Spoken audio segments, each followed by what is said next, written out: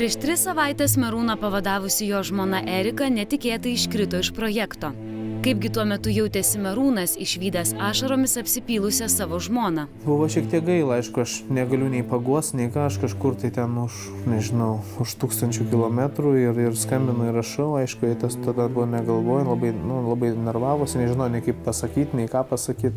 Iš Ispanijos Merūnas grįžo supykęs, tačiau jį skaudino ne žinia apie žmonos iškritimą iš projekto, o melagingi žiniasklaidoje pasirodė pranešimai. Straipsniai įvairūs internetiniai, kur pasakė, kad iš vis, kad aš Lietuvoje sėdžiu, nieko neveikiu, vos negurkšnoju alų ir žiūriu per televizorių, kaip mano žmona šoka.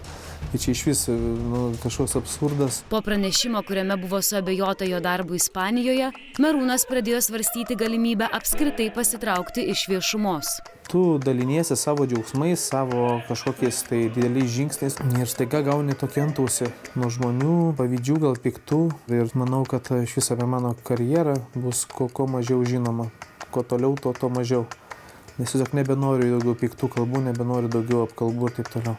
Šią savaitę tenoras su šokių partnerė Ieva vis dėlto repetavo. Truputėlį ekstremalūs išbandymai, nes vis tiek buvo pertrauka, kiti visi šoko, palaikė formą. Tai, kad aš grįžau į šokius, aš labai džiaugiuosi, nes jaučiu atsakomybę tiek prieš Ievą, tiek prieš mano žmoną, kuri labai stengiasi dėl manęs.